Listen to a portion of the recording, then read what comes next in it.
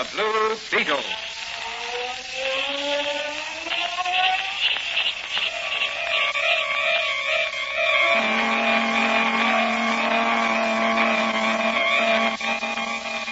Sweeping down upon the underworld to smash gangland comes the friend of the unfortunate, enemy of criminals. A mysterious, all-powerful character, a problem to the police. But a crusader for law. In reality, Dan Garrett, a rookie patrolman, loved by everyone but suspected by none of being the Blue Beetle.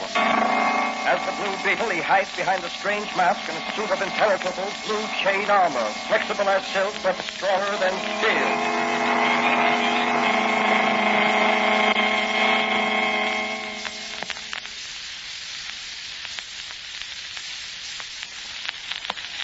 Today's episode of the Blue Beetle is entitled Smashing the Arson Ring.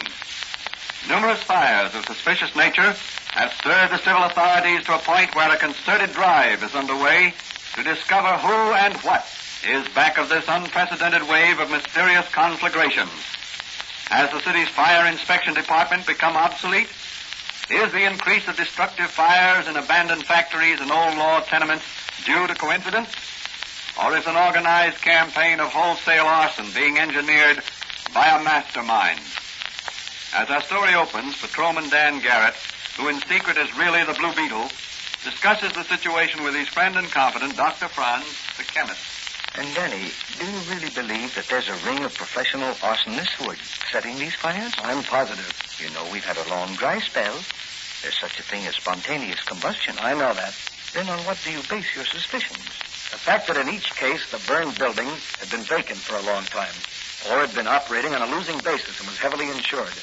Like those old tenements on River Street. But surely the owners would be taking a terrible risk of discovery if they set them on fire. Not if they hired professional arsonists. They're pretty clever, you know. Yes, but look at the property loss. And in some cases, loss of life. The property losses in each case I've found are all covered by fire insurance. A loss of life, such as in that last tenement fire, is another thing. That's equivalent to wholesale murder. You're right, Danny. And if someone deliberately set those fires, that person should pay the extreme penalty. They will, if I can get the evidence I need to convict them. Well, what do you intend doing? I'm asking the chief to put me on special duty to investigate these mysterious fires. With Officer Manigan? Yes, if Mike wants to work on them with me. Well, he will, all right. He likes excitement as much as you do. I know. I can't stand inactivity as long as there are criminals to run down.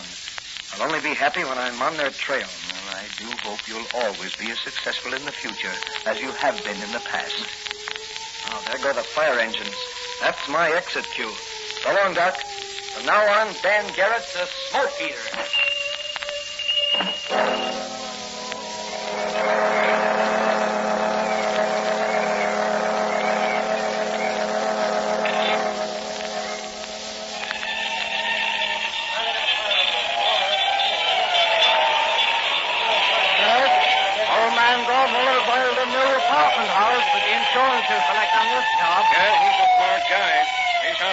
Worth a powder to blow them up. Look, there's a girl up there. That south floor window. Yeah, she's going to jump. She'll be killed if she does. Hey, don't jump. Look, there's a cop warning her not to jump. Yeah. Now he's going right into the building. Yeah, and there's another cop going right after him. Why, they'll be burned to a crisp in that inferno. Boy, look at the flames pouring out of that window underneath. Yeah, looks like curtains for them babies. Not yet. Look, the firemen just got a hose up that ladder. They're pouring a stream of water into the windows. Too late, I'll bet.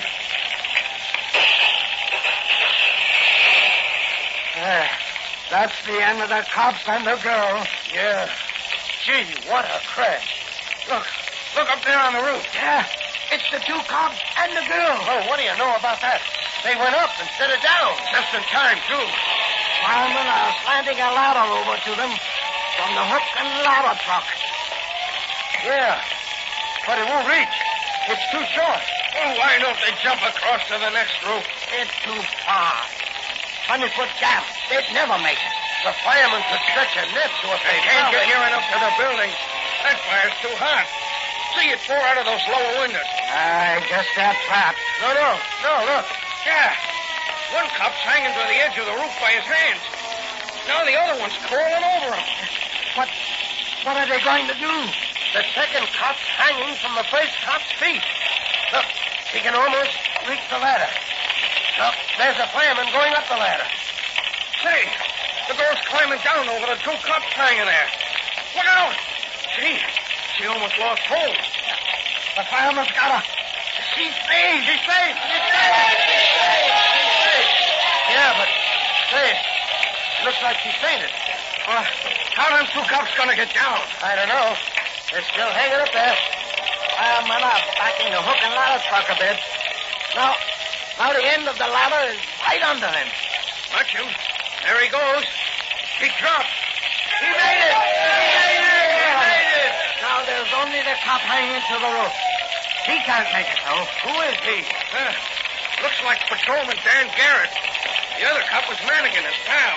And that's Garrett, all right. Yeah, but how's he going to get out of this jam? Well, look, the fire's licking up to him now. He's trying to climb back onto the roof. There he goes. He made it. How is he going to get down from there? Search me. Boy, I wouldn't like to be in his place. Hey, he's disappeared. No, he ain't. There he is. He's got a long pole. What's he going to do? Pole walled across to the other roof. Gosh, I hope he makes it. There he goes. Oh, boy. He ought to get a medal for this day's work.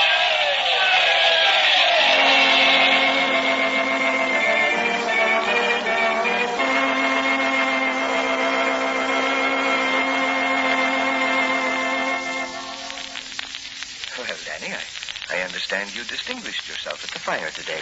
I almost extinguished myself. It was all I could do to hold on when Manigan and the girl were both hanging on to me. He's no lightweight. I'm proud of you, my boy. That took nerve. You've got to have nerve to make good on the police force. I know, but you covered yourself with glory. The important thing is, I got some valuable information. Yes? From whom? The girl I rescued, Elsie Williams. Yes? I talked to her at the drugstore where the fireman took her when she fainted. She worked for Gordon, sort of a secretary and rent collector. Is that how she came to be in that building when the fire started? Yes, she was collecting rents. She told me she saw a one-armed man leave the cellar entrance in a hurry as she entered the building. Well, what's suspicious about that? He might have been a friend of the janitor. Miss Williams told me that she'd seen him in a huddle with her employer early this morning, before the fire. But that still doesn't prove anything. Now, wait. As he left, she heard him say to Gordon, "Don't worry, your troubles will soon be over. We won't miss." Has Gordon been having trouble of some sort? Yes, financial trouble. Been losing money on his houses. He also has a loft building that's been empty for months. That certainly looks suspicious. Yes. And I figure my trail begins with Mr. Gordon. Well, what are you going to do? Call upon Mr. Gordon and make him talk.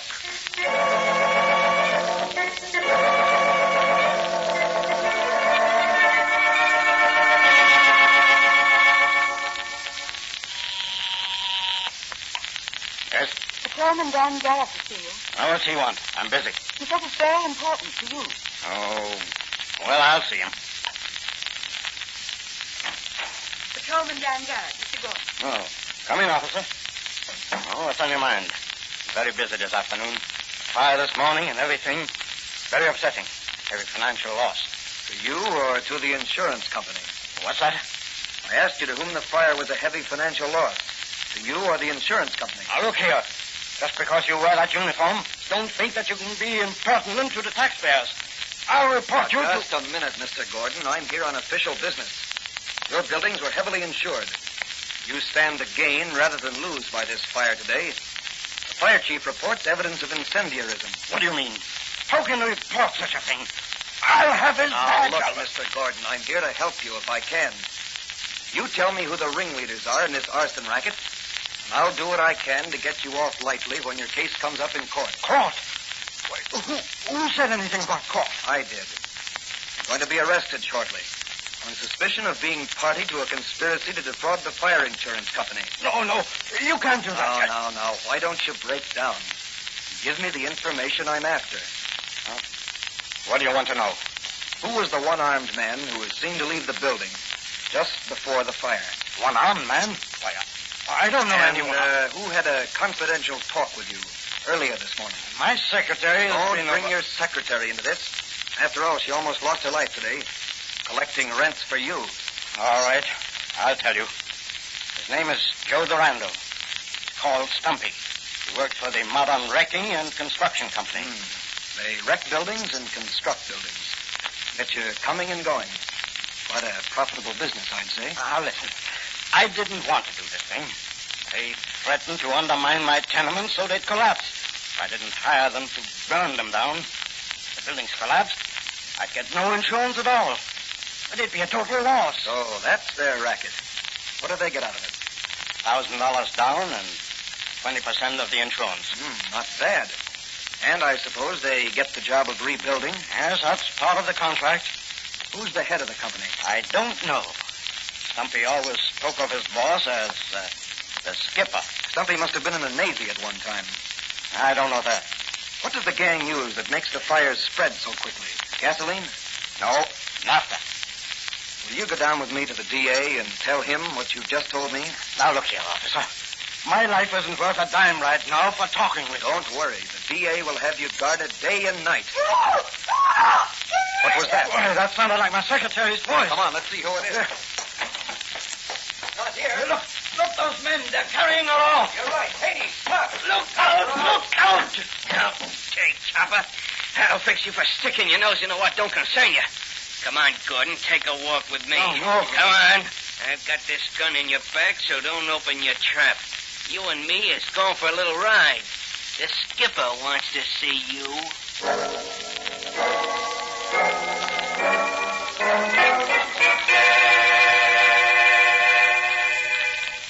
Later that evening, high up in one of the city's skyscrapers, Stumpy is reporting to his skipper. You see, it was like this, Skipper. Yes.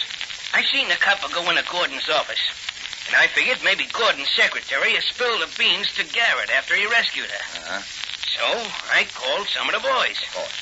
Then when the copper stayed in with Gordon so long, well, I figured the heat was being turned on.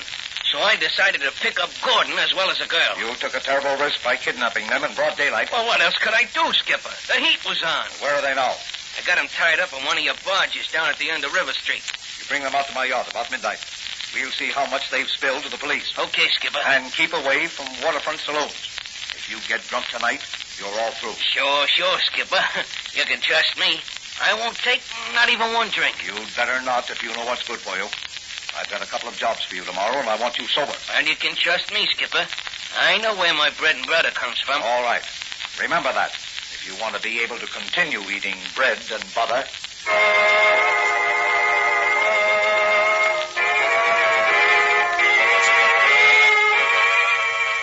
What will happen to Elsie Williams and the brave little secretary? Will Gordon be bumped off for talking?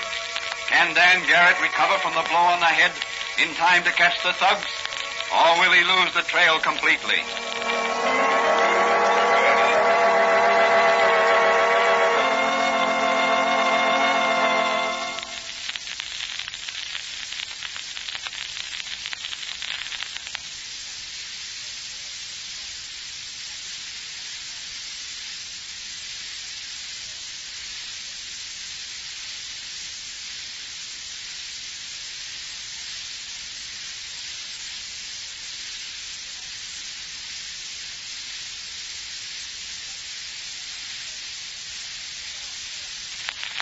Meanwhile, at Dr. Franz's little apothecary shop, Patrolman Dan Garrett is talking with Dr. Franz while donning his Blue Beetle chain armor and mask.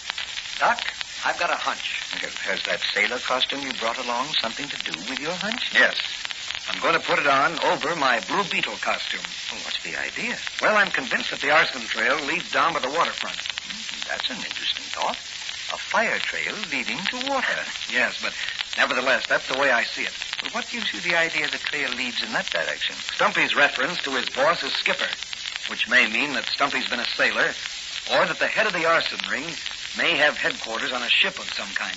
I see. Also, I learned from Gordon today that naphtha is being used to saturate the buildings before setting them afire. Naphtha is used extensively around ships to remove grease and paint and rust. Well, what are you going to do?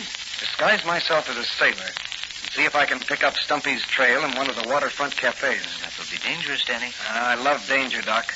When it's in the line of duty, or part of my crusade against crime. Well, you'd better let me change your face a bit with some makeup.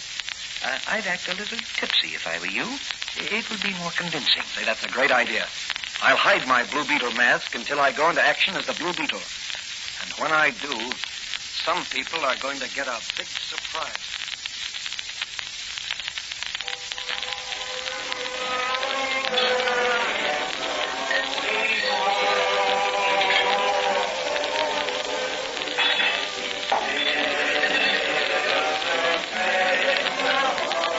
What's the matter, sailor? Lost his sweetheart? I'm looking for my friend Stumpy. Lost my pal Stumpy. You know Stumpy? Sure, I know Stumpy. Gotta find Stumpy. What do you want with him? He's gotta give me a job. He's my pal. Said if I ever wanted a job ashore, he'd steer me into a good job. Well, I ain't seen him. Maybe you could find him down at the end of River Street.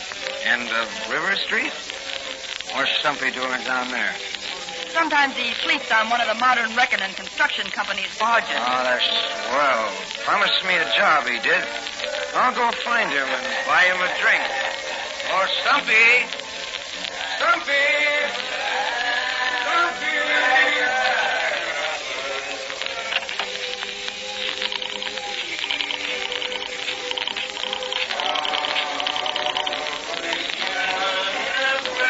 Hello, Gus. This is Maisie. Look, there's a guy coming down there looking for Stumpy. Yeah. Says he's a pal of Stumpy's. Pretending he's drunk. But he ain't.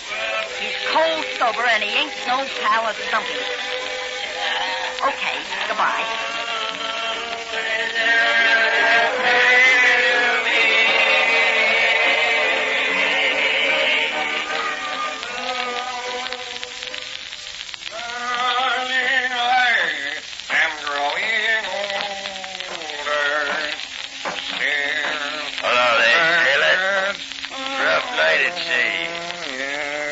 Find my pal Stumpy.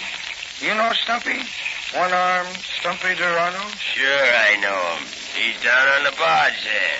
Come on, pal, let me see you. Oh, that's very kind of you, matey. Why, don't mention it. I'm a seafaring man myself. Seafaring men gotta stick together. Stumpy's a seafaring man. Now, watch your step, matey. Yeah, here's the barge. Stumpy'll be glad to see an old friend. Stumpy's... You'll find him right down there. And if he ain't down there now, you can talk to the rats until he comes. Hey, that's you, Gus? Yeah. What are you doing? I just knocked an old pal of yours into the hold of this scow. Who was he? I don't know. But Maisie phoned he was asking for you and playing drunk up at the cafe. Yeah, probably a dick. Yeah. Well, what'll I do with him? Put the hatch cover on and pile some bags of sand on it. I'll go up and phone the skipper at the office. Okay, I'll take care of it. And if this egg in the hole gets noisy, open up the hatch and fill the hole with sand. That'll keep him quiet for a long time.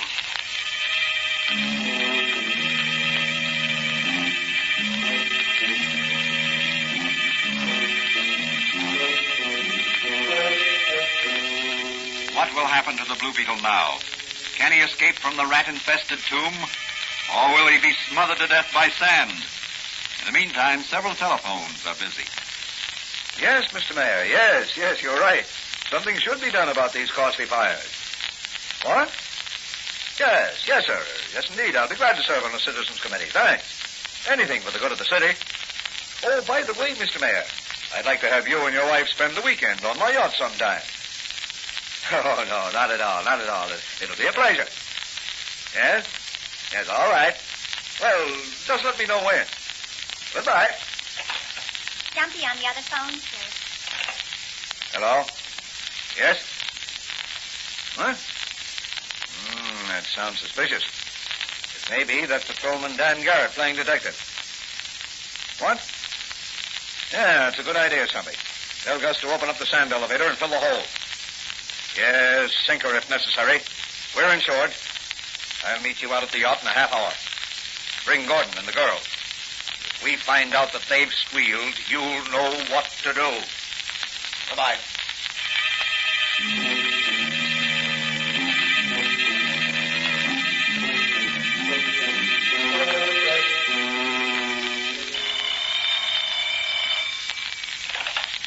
Hello? Dr. Franz speaking. Hello, Doc. Can you hear me? Yes, Danny, yes. I'm talking through my portable wireless telephone. Well, where are you? In the hold of a sand barge at the foot of River Street. Are you in danger?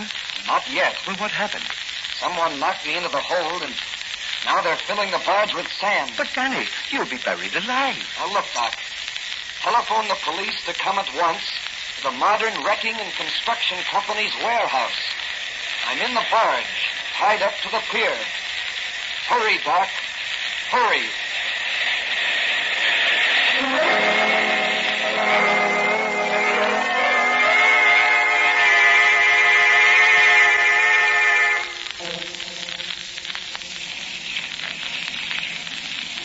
Where are you taking us? Out to the skipper's yacht. Who's the skipper? Don't you wish you knew and could tell somebody?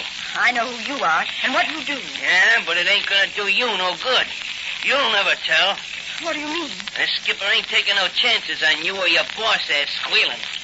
Hey, Gordon, you awake? He's awake. You'll never get away with this. Patrolman Dan Garrett is on your trail. So you did squeal. That's who the guy was that Gus knocked into the hold of the sand barge. Well, he'll never tell nobody nothing. He's buried alive by this time. Well, that must be the skipper now, on his way out to the yacht. We'll both make it about the same... Or maybe it's somebody... Pipe down or I'll slap you overboard. I should have left a gag in your mouth. That's what a guy gets for being soft-hearted. Okay, Skipper? yes. Are you coming? Yeah. Keep that short quiet. Follow me to the yacht. Okay, Skipper. Now, just for yelling, I'm going to gag you up again. That'll hold you.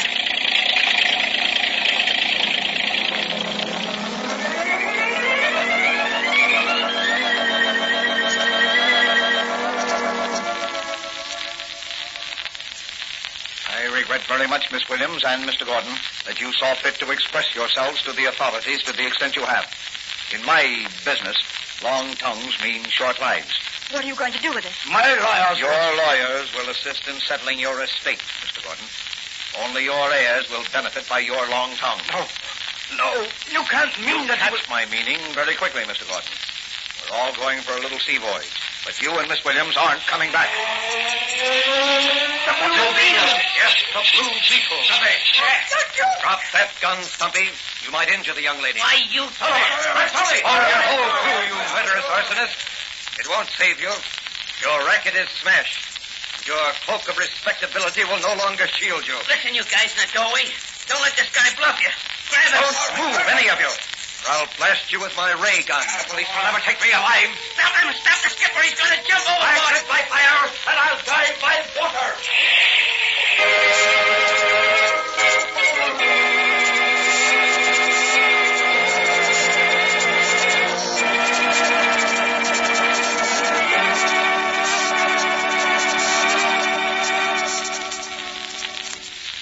Well, tell me, Danny, how did you escape from the hold of that sand barge? I discovered one of the hatches wasn't tight.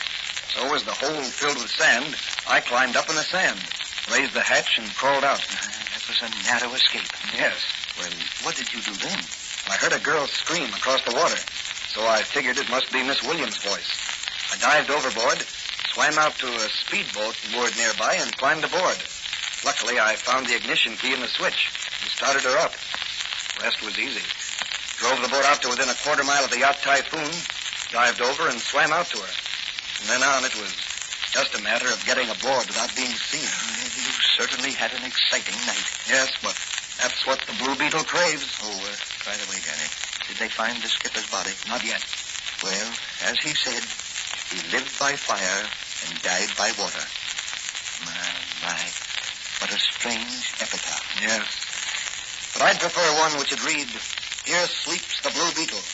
He did his job now, and rests in peace." And that's just what I'm going to do. Good night, Doc. Nor fire nor flood can turn me from my self-appointed task. I'm going to get some sleep.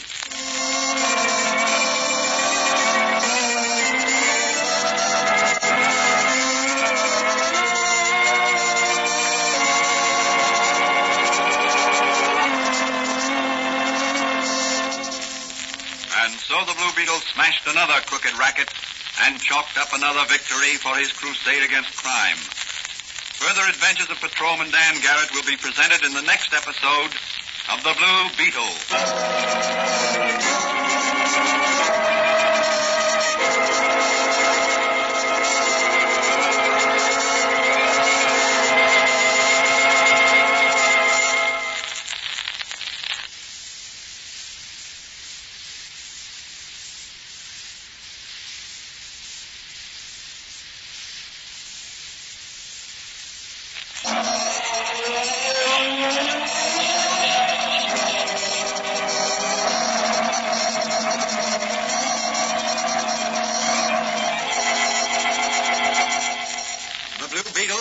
Copyrighted Fox feature appearing in Mystery Men Comics magazine on sale at your newsstand.